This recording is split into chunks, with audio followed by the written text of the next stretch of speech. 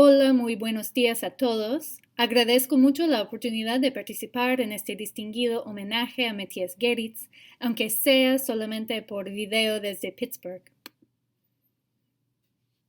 El texto que presentaré a continuación forma parte del libro que estoy llevando a cabo, lo que trata las propuestas artísticas y arquitectónicas de Matthias Geritz en el contexto de la modernidad tanto mexicana que internacional a mediados del siglo XX. El fenómeno de la integración de las artes plásticas a la arquitectura juega un papel fundamental en las transformaciones tanto económicas y políticas que culturales sufridas por México a mediados del siglo XX. Dentro del panorama de la integración plástica, las esculturas monumentales, pintadas y no objetivas, desarrolladas por Matthias Geritz en colaboración con Luis Barragán y otros a partir de los años 50, cobran particular importancia como íconos de la modernización de México a partir del año 46 en el sexenio de Miguel Alemán. El motivo del presente texto es ofrecer un esquema para entender las bases retóricas o filosóficas de la práctica artística de Geritz que se mantienen a lo largo de su práctica artística monumental, a pesar de que ésta vaya transformándose paso a paso con la dramática expansión, tanto urbana que económica, que experimenta México a lo largo del siglo. Como vemos claramente aquí, esta práctica de Geritz va cobrando escala y perdiendo los rasgos figurativos desde su primera escultura monumental, realizado en el año 51 para Barragán para marcar el fraccionamiento Los Jardines del Pedregal de San Ángel, hasta el Museo Experimental El Eco de Geritz, fundado en el 53, las Torres de Satélite del 57 y finalmente el espacio escultórico de la UNAM a finales de los 70.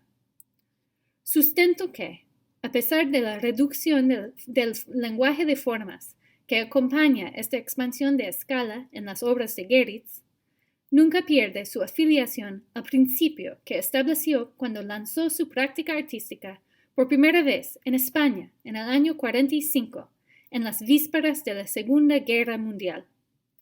Este principio es la necesidad de promover la abstracción a nivel público y masivo, lo que consideraba la única opción artística para la cultura liberal, democrática e internacionalista en la era de la posguerra bipolar. El proyecto artístico-filosófico que Geritz desarrolla en México tiene sus raíces en un proyecto de renovación artística que retoma las formas abstractas de la pintura rupestre española y particularmente de la famosa cueva pintada de Altamira, en la provincia de Santander, para justificar una nueva pintura abstracta de la época de la posguerra.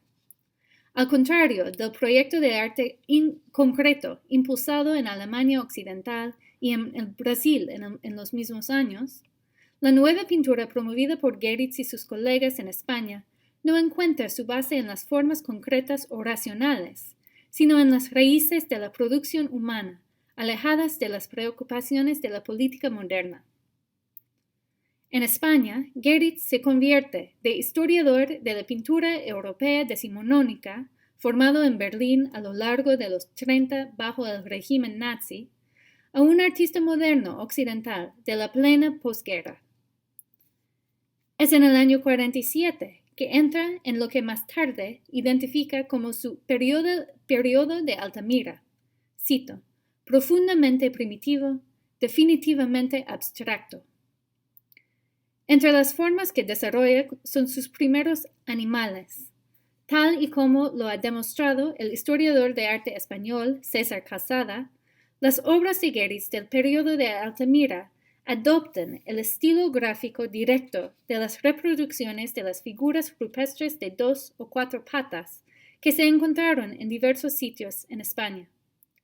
Geritz conocía estas figuras en los libros de arte prehistórico, gracias a su formación como historiador de arte, antes de que las conoce en persona cuando visita la cueva de Altamira. Cuando lo hace, reconoce el valor de uso que estas podían tener para el surgimiento de un arte nuevo en España. Es en ese entonces que comienza Geritz a interpretar el motivo del animal rupestre de manera más fluida, como vemos aquí. En el agosto del año 49, estos animales de Geritz emigran a México, junto con él y con su esposa, la fotógrafa Mariana Gast Geritz. Como sabemos, Geritz iba a Guadalajara para ocupar su cátedra de Historia del Arte en la nueva Escuela de Arquitectura fundada por el arquitecto Ignacio Díaz Morales el año anterior. Este lugar no solo le ofrecía un ingreso estable, sino también un ambiente cultural más abierto, más tolerante a las intervenciones de extranjeros que el español franquista. En su estudio importante Matías Geritz en Guadalajara, el arquitecto Fernando González Cortázar nos indica que en que los 4 años que el artista reside en esta ciudad, desde el 49 hasta el 53, marcan una época de suma creatividad, cuando lanza todos los proyectos que definirán su contribución al contexto mexicano a lo largo de 4 décadas. Estos incluyen el curso de educación visual, una especie del curso fundacional de la Bauhaus, la que vemos aquí, su incursión a la tercera dimensión, tanto en la escultura que en la arquitectura, y su primer ensayo en la poesía plástica, entre otras actividades. En el presente contexto, nos interesa particularmente el lanzamiento de su carrera como escultor, lo que ocurre cuando encuentra al escultor tapatío Romualdo de la Cruz, un artesano de madera y de piedra extremadamente hábil, que resulta capaz de traducir los motivos bidimensionales de Geritz, de bueyes, de 4 patas y de otros motivos, a formas esculpidas de madera. Geritz expuso estas piezas fabricadas por de la Cruz en la Ciudad de México en el año 50, en su primera exposición individual en la Ciudad de México. Logró allí un gran éxito entre la crítica y logró que el arquitecto Luis Barragán le encargara el diseño de una versión monumental de uno de sus animales para la entrada a la nueva urbanización que estaba desarrollando hacia el sur de la ciudad, los famosos jardines del Pedregal de San Ángel. Para cumplir con este cargo, el buey español de Geritz perdió las patas, convirtiéndose en una serpiente mexicana. Esta serpiente, de 5 metros de largo, construido de concreto moldeado y pintado para la plaza principal de entrada del fraccionamiento de Barragán, recuerda a las que están alrededor de la pirámide de Tenayuca y que se encuentran en otros sitios prehispánicos de México. De esta manera, Geritz unió el proyecto de renovación estética que trajo desde España, basado en las formas rupestres europeas, con las raíces profundas de la civilización mexicana, la que irrumpió en la misma zona del Pedregal hace cientos de siglos. A través de su lente fotográfica, Armando Salas Portugal, otro fiel colaborador de Barragán, capta de forma dramática la manera en que la escultura de concreto de Geritz vincula el sentido del expresionismo alemán con el primitivismo prehispánico. Así, crean juntos un ícono imprescindible del glamour mexicano de los 50. Este ícono se vincula de manera precisa con la publicidad, al desempeñar un papel protagónico en las campañas que se hicieron para promover la urbanización hasta finales de los 60, cuando se concluyó la venta de todos los lotes. El animal del Pedregal fue el primero en la serie de logotipos abstractos que daría renombre a Geritz y a Barragán. Era más pequeño, menos colorido y mucho más figurativo que sus obras posteriores de este tipo. Este cambio fue catalizado por las experiencias de Geritz con el diseño arquitectónico y la construcción de su museo experimental, el ECO. Hay que recordar que Geritz lanza su animal del Pedregal, un nuevo símbolo de la modernidad mexicana, ahora representada en 3 dimensiones y con rasgos definitivamente europeos, en el contexto más amplio de los megaproyectos del sexenio de Alemán, sobre todo la ciudad universitaria y los nuevos multifamiliares, ambos en la Ciudad de México. La dirección en que se llevaba la integración plástica en estos proyectos fue causa de debates intensos en el ámbito mexicano entre artistas, arquitectos y críticos desde el año 50. Es en este contexto que Geritz lanza, de forma muy intencional, su museo experimental en la Ciudad de México.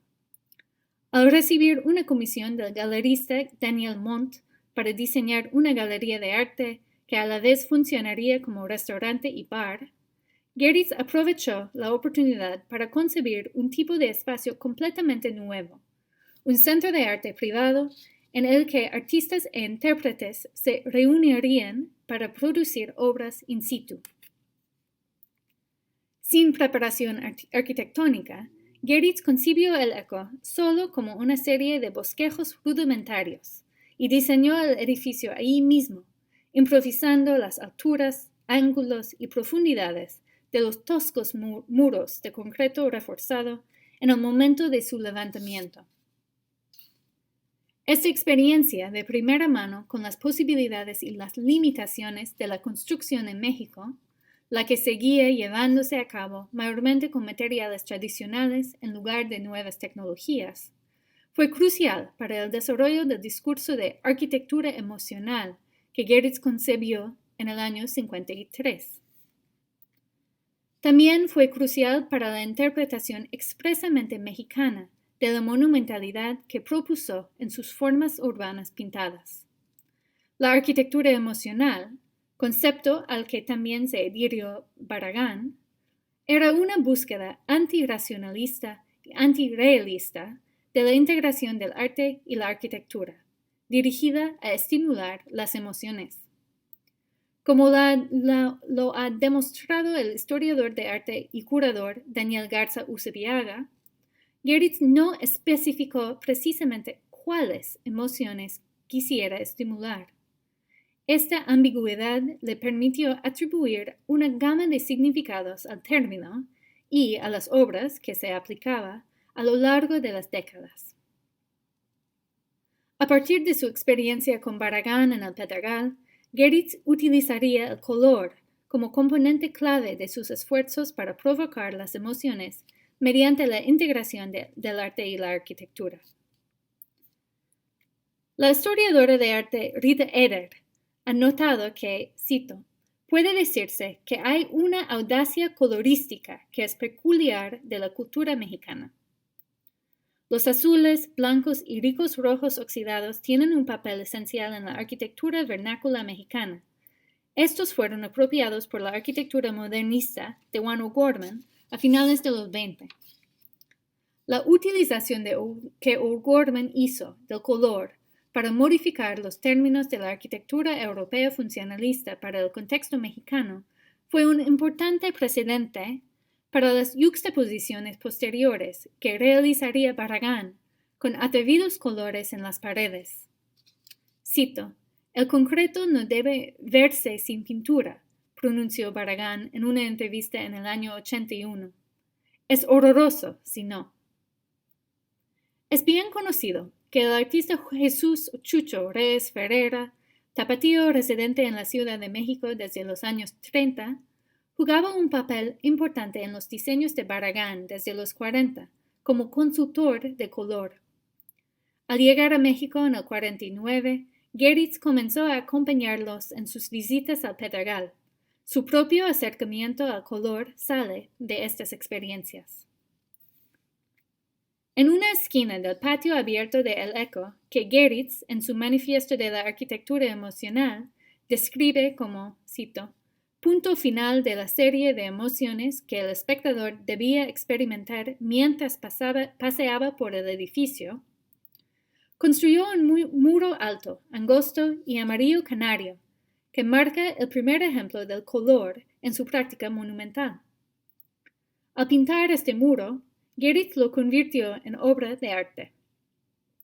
Escribió que debía ser, cito, comprendido como elemento escultórico que, como un rayo de sol, entraría en el conjunto, en el cual no se hallan otros colores que blanco y gris.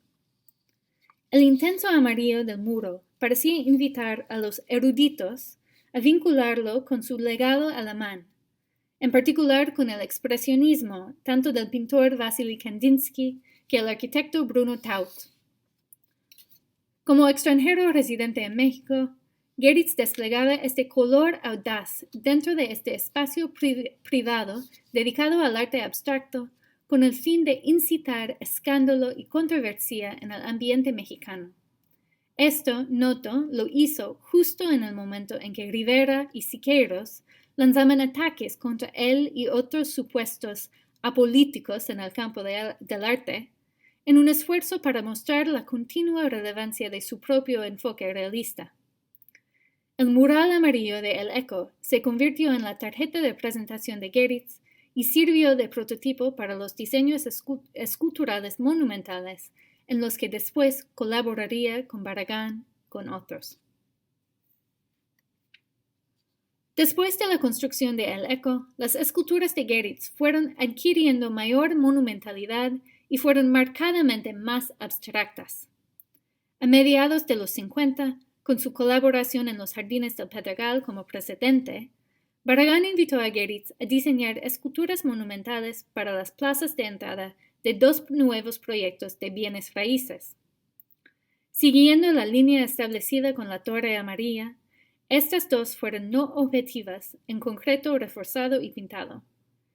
Igual que sus anteriores esculturas monumentales de serpientes y de animales, el pájaro amarillo, construido y pintado para los Jardines del Bosque en Guadalajara en el año 57, toma como base una forma de la naturaleza, la que interpreta con las llamativas formas dentadas y los colores brillantes del Googie, el estilo de arquitectura comercial desarrollado en el sur de California por aquellas fechas, para captar el ojo de la persona pasando por alta velocidad en un auto.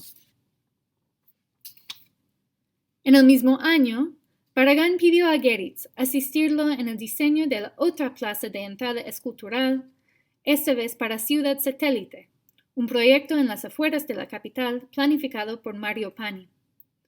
Este proyecto era de mucho mayor escala en comparación con los Jardines del Pedregal y con los Jardines del Bosque. Los inversionistas, entre quienes se encontraban el expresidente alemán, su hijo y Bernardo Quintana, el fundador de ICA, necesitaban un símbolo dramático y llamativo que comunicara las aspiraciones de la nueva manera de abordar la vida moderna que iban a introducir al contexto mexicano. Una bien planificada y limitada ciudad fuera de la ciudad para 200,000 residentes, ubicada en el kilómetro 14 de la nueva supercarretera México-Querétaro, la que sería inaugurada en el 58. Aunque ubicada fuera del centro de la ciudad, Ciudad Satélite ofrecería nuevas formas de comunicación, tanto por la carretera que por un sistema completamente automático de telefonía y de otras nuevas tecnologías no disponibles en otras partes de la ciudad. El acto de convencer al público a construir casas en este terreno vacío y aparentemente seco requería una campaña de mercadotecnia sofisticada, basada en un símbolo tanto físico y monumental de una nueva urbanización que fue difundido por los medios masivos, igual al Animal del Pedregal, pero ampliado a una escala mucho mayor y a una gama de referencias urbanas mucho más abierta. El diseño que aprobaron los empresarios en abril del año 57 cuenta con una plaza oval que dividiera las dos direcciones de la carretera, sobre la cual alzarían 5 torres cuneiformes, lisas, de diferentes alturas y de color rojo anaranjado. Cada torre era levantada de tablón en tablón por albañiles que utilizaban animales para transportar la madera, el concreto y las vigas de acero. Cuando el concreto se secó, Estas esculturas monumentales fueron, cual edificios, pintadas enteramente en un solo color, igual a las anteriores esculturas urbanas de Geritz. La tonalidad originalmente propuesta era un rojo utilizado con frecuencia en la arquitectura tanto vernácula como modernista de México por su disponibilidad. A consecuencia de las preocupaciones del presupuesto requerido para la iluminación nocturna de 5 torres rojas, solo la delantera fue pintada de este color. La torre de fondo fue pintada de amarillo, como el muro de El Eco y el pájaro de Guadalajara, y las otras se pintaron de blanco. La presencia de una torre roja encajaba perfectamente con la opción de impresión de color único disponible entonces en los periódicos mexicanos. Una vez pintadas, los publicistas utilizaron una representación de las torres con la roja impulsándose hacia el frente en anuncios del periódico que declaran que el mañana llegó antes de lo esperado. Para octubre del mismo año, la torre extrema izquierda había sido pintada de azul y la de frente de un rojo más profundo. Estas formas elementales, componentes constitutivos del futuro desarrollo urbano en México, eran denotadas ahora por colores primarios. Explotando una vez más la impresión a color único, la aparición de la Torre Azul anunció en novedades la apertura de no una, sino 2 magnas obras, la ciudad satélite y la nueva supercarretera, representada por una larga línea azul que vemos aquí sobre un mapa extendido verticalmente en la página. Para mediados de los 60, los anuncios a color se habían vuelto más frecuentes y las torres de satélite fueron apropiadas para anunciar otros productos que unían intereses y gustos mexicanos e internacionales. Estos incluyeron, por ejemplo, productos como el Datsun Tizoc, anunciado aquí como los primeros vehículos diseñados para el gusto y las necesidades de México.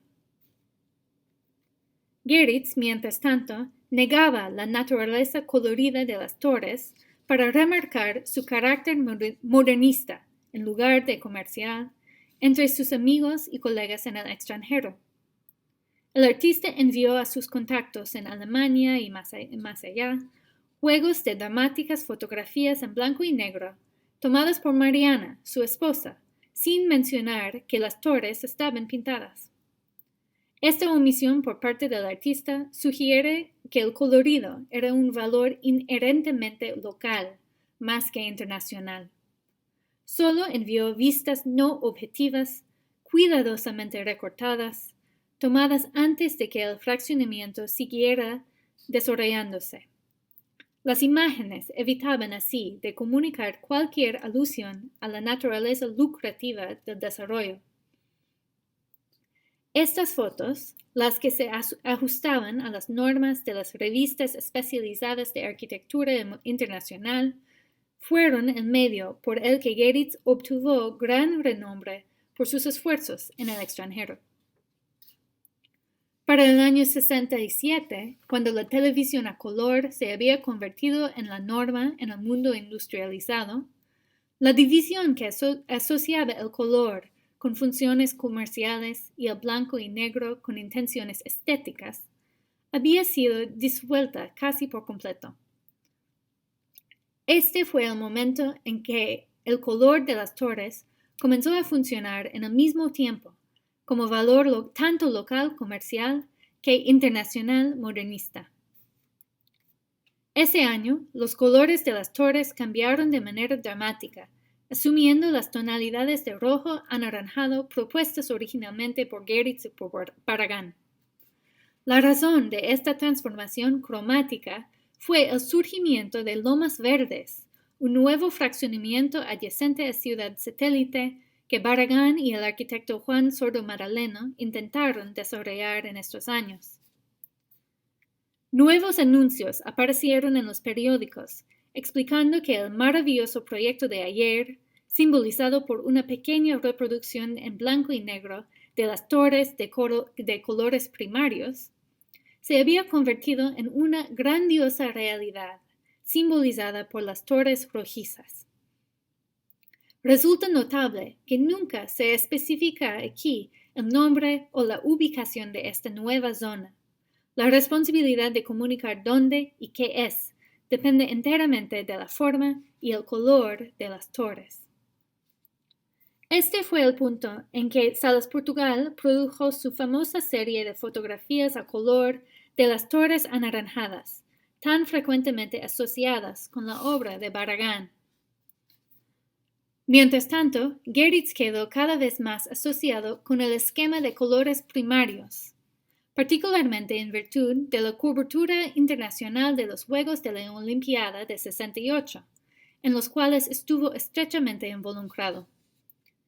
En un corto tiempo, los residentes de Ciudad Satélite consiguieron regresar las torres a este esquema primario, en el cual ha permanecido desde entonces. La doble visibilidad de las torres, en los anuncios comerciales por un lado y en la prensa arquitectónica internacional por el otro, estableció definitivamente a Geritz como el fundador de un nuevo paradigma en el arte público mexicano de la época de la modernidad priista, la escultura no objetiva, monumental, realizada en concreto armado y pintado, patrocinado tanto por empresas privadas que el Estado, a partir del año 64, con la construcción de un monumental muro amarillo diseñado por Geritz para la unidad Adolfo López Mateos en el Estado de México, lo que vemos en la esquina abajo. Dado su alta visibilidad, Geritz recibe un cargo en el año 66 de trabajar con el arquitecto Pedro Ramírez Vázquez y su equipo en las promociones internacionales de la Olimpiada Mexicana. La ambición del comité organizador era utilizar los Juegos para proyectar al mundo los logros de la modernidad cosmopolita en México. Los diseños abstractos en colores llamativos fueron elementos claves de su sofisticada campaña, transmitida por televisión satélite internacional a color.